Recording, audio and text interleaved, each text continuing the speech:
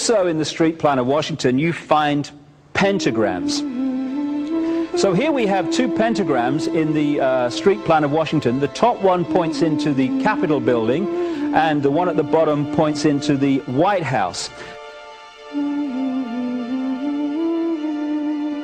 This is a political building, so we're told. In fact, it's a temple to a secret society, built by the Freemasons to a specific design, Congress, the Congress building.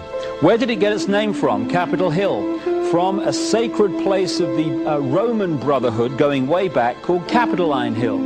And when Madeleine Albright, high priestess of this brotherhood, became Secretary of State, and she went across on her first overseas visit to Europe, she actually went to Rome and made an official visit, what for her would have been a pilgrimage to Capitoline Hill in Rome, and that's where we get Capitol Hill from. This is George Washington. In the last century, they decided they didn't have a decent statue of George, so instead of getting an American to produce one, they ordered it from Italy, from Florence.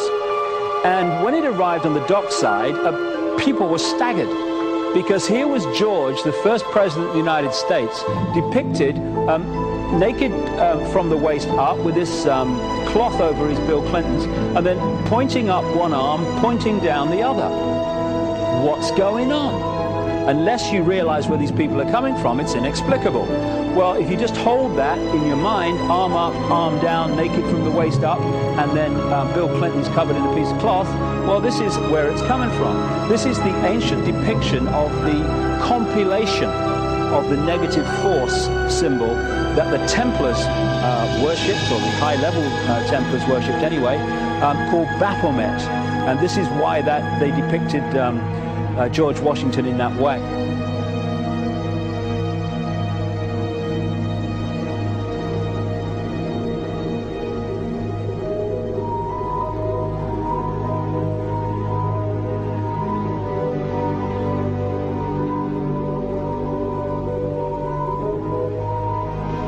What has come to light is that it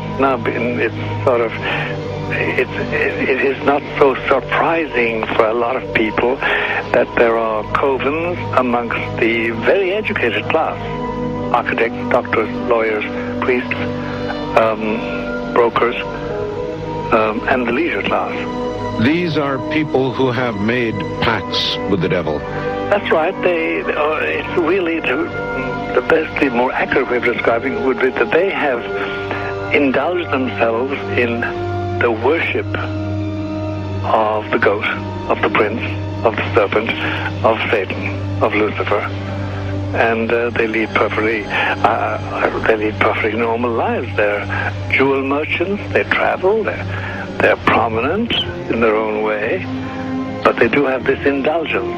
Father, here's a part of that I can never understand, that has never made sense to me, and that is, if somebody were to make a pact with the devil, then obviously the implication is if the devil is there to make a pact with them, to make a deal, to make their life, this short mortal life on earth, pleasurable, with money or women or travel, or more interesting, whatever it is they want.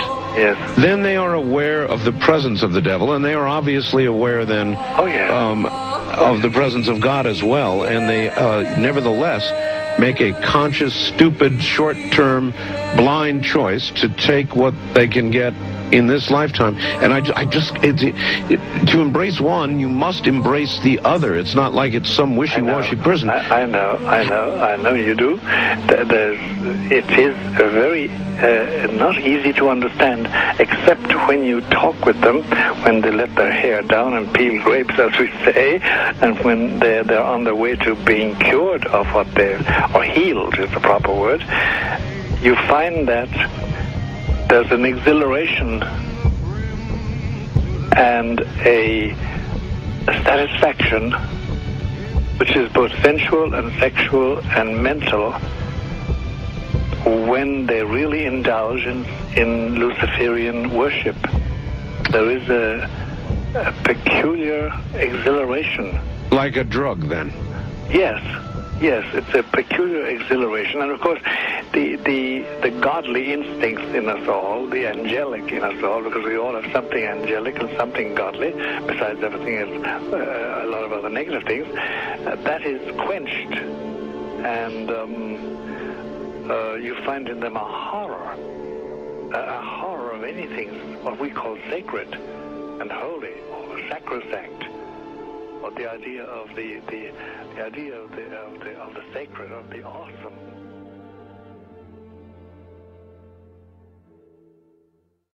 And into David Gergen, the Karl Rove of 4 presidential administrations.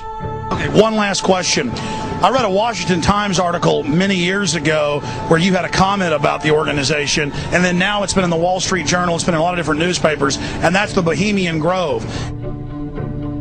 And then you countered them by saying, hey, I don't run around in the woods naked. What did that mean? Here is the before-mentioned Washington Times article where he said, I didn't run around naked like they do. I don't know what quote you're referring to. I'm not aware of any quote like that. Listen, I am a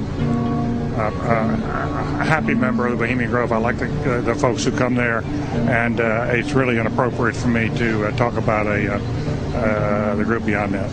Thank you. Have you been there for the ceremony with the cremation of care? Frankly, I don't think that's something I need to talk to you about. Really? That's right. Well, I'm Alex Jones, and I snuck in there in 2000. I'm the guy that blew it wide open and got the video. It's been on national TV. Well, I just respect you for that. You do? I do. But there's a lot of big public officials going in there. Don't we deserve to know? I don't know anything about you, and I don't know anything about your film. But if you go in there with an understanding, you violated that understanding by releasing that film, and I don't respect you for that. Really? We have public officials. I'm sorry. You took an understanding when you went in there that you would not do that film. And did you have an understanding when you went in there? No. Did you crash it? Yes. But what about the ritual? Is the ritual genuinely?